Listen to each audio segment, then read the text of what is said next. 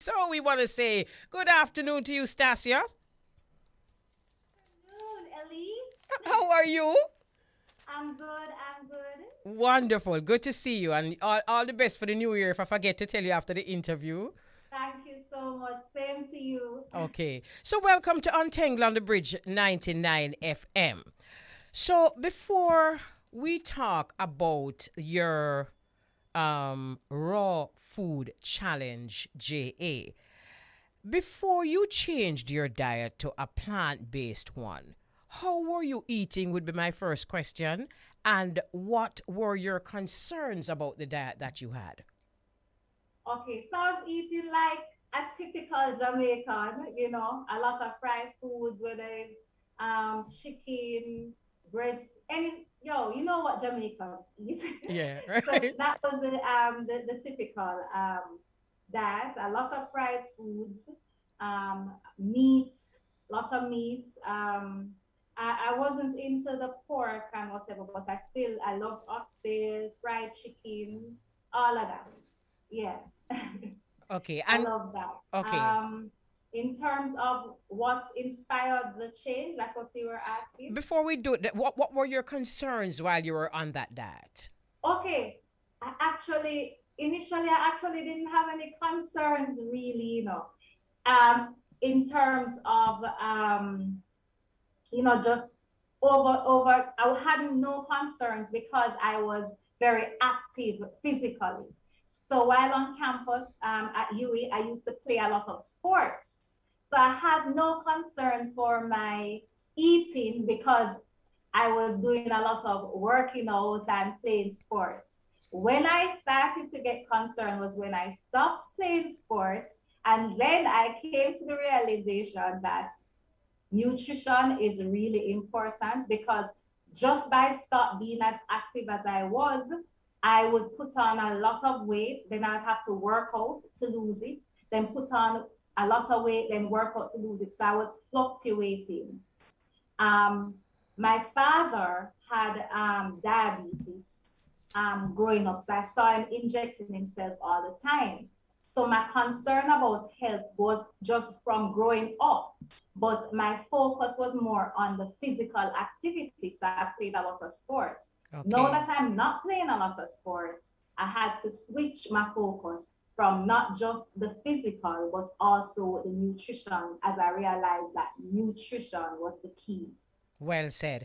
Okay, so you observed your father as a diabetic. I'm assuming injecting insulin. Right, injecting himself with insulin all the time. And they keep telling us that if it is in our blood, we have a propensity towards getting it and that kind of thing. But I'm sure you've realized that what it is that we are all as a family eating the same In way. the same way. Yes, that's what I always tell people. It's not necessarily that it runs in your family. It's that we are all eating the same way in the family. Right. We're all living the same way. So that's why we think that, oh, this just run in the family. Right. Obesity run in the family. Diabetes run in the family. No. I'm happy that you caught on to this early because, as you said, you watched your dad, and a lot of us watch those older members of our family going through all kinds of things, and we think that, it is somehow our lot in life also. So, what made you realize that it might be happening to your dad, but not necessarily going to happen to you? What made you come to Listen, that? when I saw that, there are a lot of things went in. Just the fact that one, you have to be doing that all the time. Two, you have to be buying medication all the time. I said to myself from there, this is not going to be my life. So what do I have to do so this is not my life? And from early on, even before I started plant-based, I had made simple changes. So I played a lot of sports, that's one. But I also stopped drinking soda for years now. So I made those small changes, but I said this was not going to be my life. Another thing was that not only was my father diabetic, but he also became bedridden for 10 years because he got Oh, a stroke. Oh, sorry to So hear when he that. got the stroke, I was the only one at home and I was a teenager at the time. I had to take him to the hospital. At that time, they would not even deal with you if there was if you hadn't paid. And I was a teenager. I didn't have any money. I had to call a family member to come. The family member was on their way, and the doctor just looked at my father and said, "Sir, I think you're having a stroke." So I'm like, "So okay, what are we going to do?" And the doctor said, "We can't do anything until the money arrives." So Woohoo! from that point, like that was in my head that this is not going to be my life. That stroke caused my father to be paralyzed, half of his body. He was bedridden. He did every single thing on that bed. And for 10 years, I saw that. I saw the deterioration of his body. And I was adamant that this was not going to be my life. I didn't make the change then when he died after the 10 years. I didn't make that change then, but it was always in the back of my head that, Yes, yes. yeah. Stacia, let me tell you something. This conversation is going to be a wake up call for everybody listening, because it's not the kind of conversation that will make you laugh and have a happy new year, but it's the kind of conversation that will make you healthy and have a happy new year. I'm well. Yes. All right. Okay. So that's that. So, one of the things that I'm sure you realized also, because we have a lot of gym rats and we're always in the gym working out and exercising and the belly not going down. So it tells us that there is something else that's happening and we have to pay attention to our gut health. What's happening Yes, inside of our yes. bellies? It's called listening to your gut for a reason. Yeah. So yeah, I love that. Exactly. Exactly. So you've been listening yeah. to your gut. I have been, and trust me, just and I realize, you know things before, you read, you see things, but when I was sure, as sure can be, that nutrition is the key, was during the whole 2020 with the whole COVID-19 thing. And I was at home and I was not working out, really. I was not working out and I remained the same. Before, when I was doing all the workouts but eating badly, I would still gain weight. Yes. But now that I was not working out, I was just eating properly, I did not gain any weight. Absolutely. We have to relearn a lot of what they've been teaching us, because they've been teaching us, of course, we have to work out for a healthy lifestyle. But Yes, holistic. yes, but a lot of people think that that is what is going to make them lose the weight. And as me said, the belly big, same way. You understand? Mm-hmm. So, all right. It, So, were you overweight? Did you get to the point where you became overweight while you changed your diet? Or was it just okay. information? Okay, so it's a combination of things. So one, it was the fact that I didn't like how I looked anymore. I was not fitting in my clothes, and I really never planned to buy any new clothes.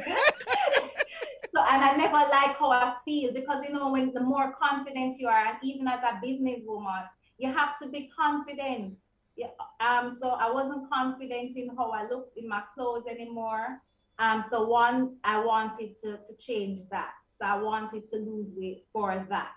But also I have had horrible monthly period cramps from forever, right? From high school, I've had horrible monthly period cramps. And I knew that a change in eating which would help that. But I never went there before. So I decided, all right, now is the time.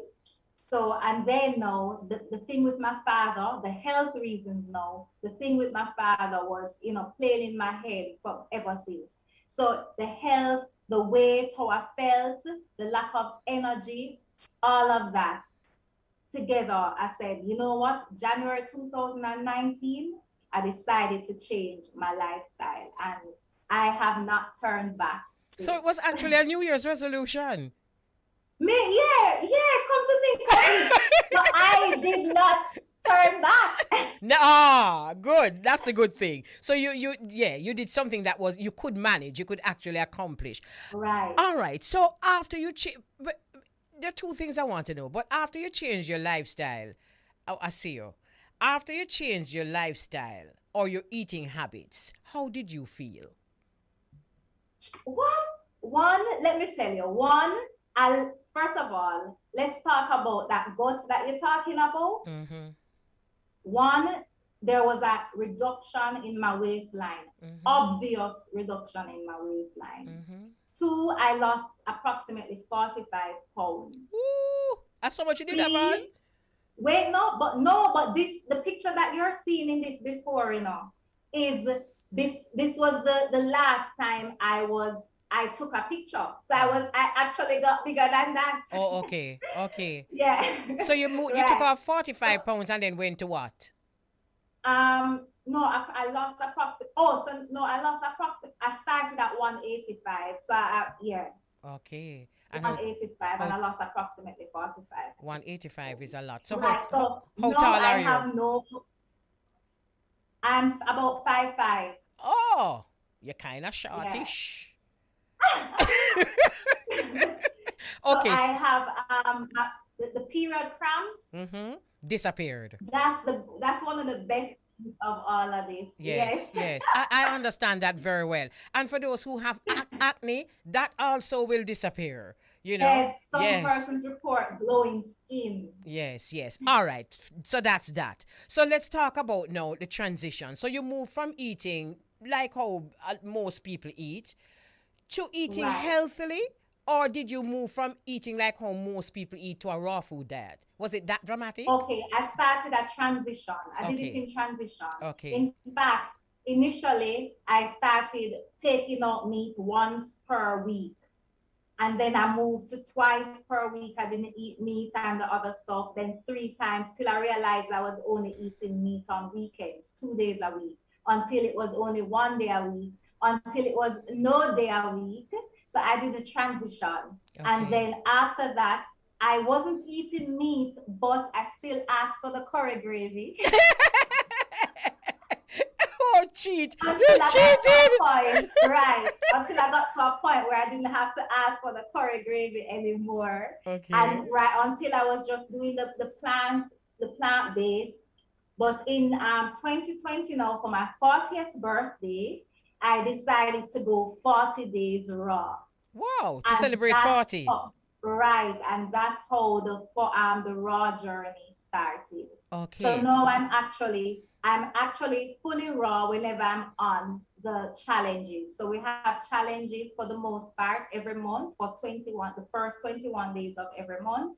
But when I'm not the other 9 days, I am not fully raw, but I'm what they would consider high raw, which means I still eat mostly raw, but I have some plant-based foods. Okay.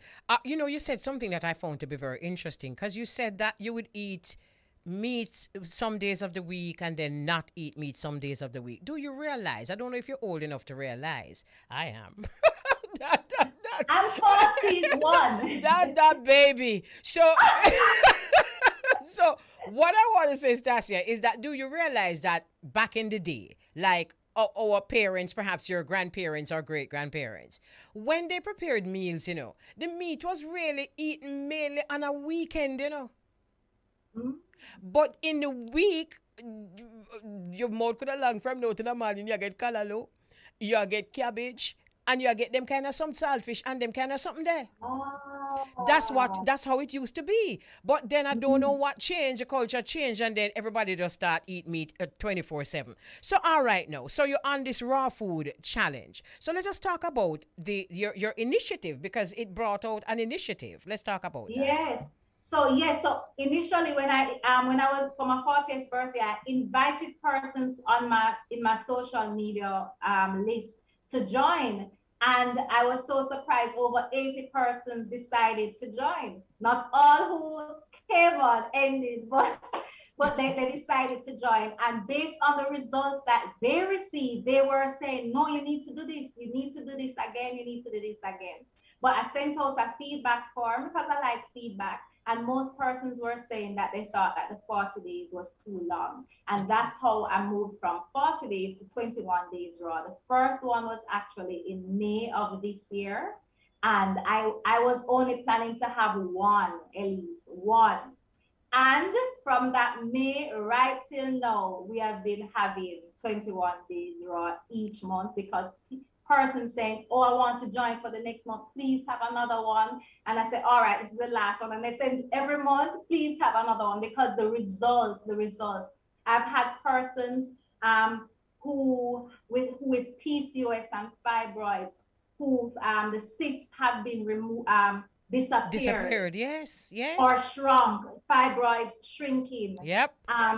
The, PCOS have some symptoms, including hair in places that women don't want hair, like facial hair, and they've seen alleviation of much of the symptoms, Really? irregular periods. Yes, Facial just hair? by yes, Wow. by changing their just by changing the way they eat Yes. and eating mostly fresh. Fresh is Yes. best, Yes. you You talk know. about fibroids, and a lot of that is caused from dairy products. So let us go on to the raw food now. When you meet as a group, do you help each other to come up with raw food recipes?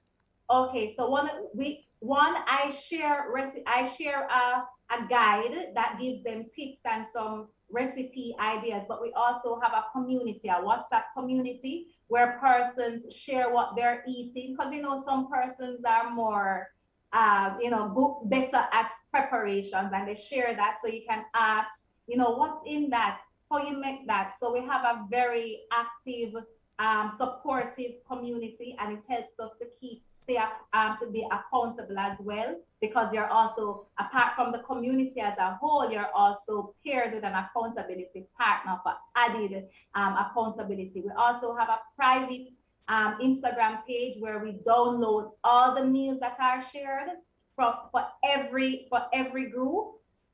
We share the meals, so somebody new joining can actually just scroll through to see meal ideas.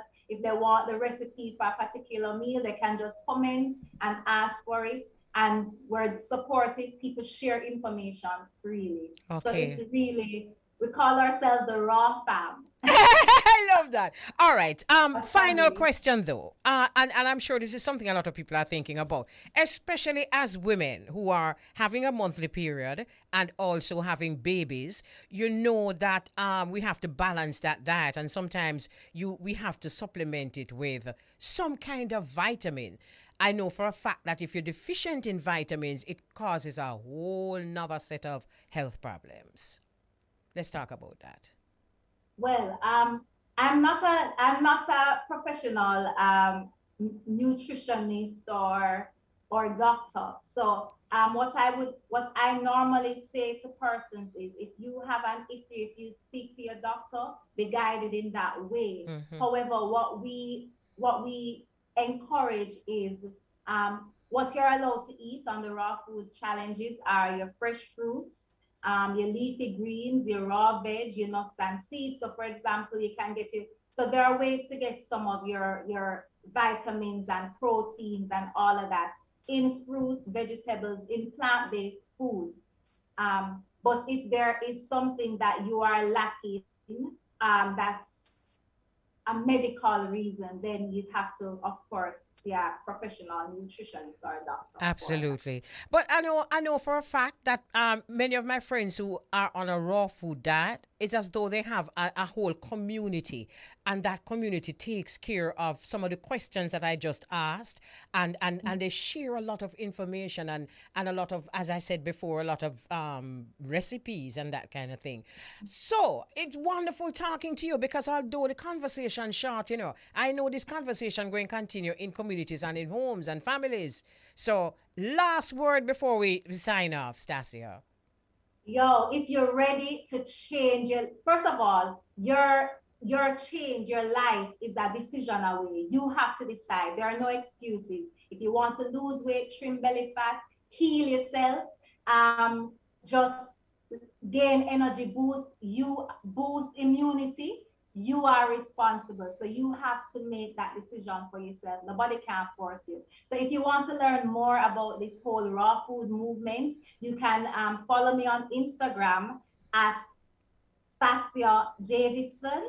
That's at Stacia Davidson. And you can also follow the Raw Food Challenge JA page. That's at Raw Food Challenge JA. And any questions you have, you can send a DM or put it in the comments and I'll answer. Whatever I can answer, I will answer. If I cannot answer, I will direct you to someone who can. Thank you so very much for talking to us, and I respect your bravery, taking that bull by the horn and changing your diet, changing the way you live, and controlling to at least some extent your own destiny. Bless you for that. Thank you so much for having me. You're most welcome. Have a great day. All right? Thank you.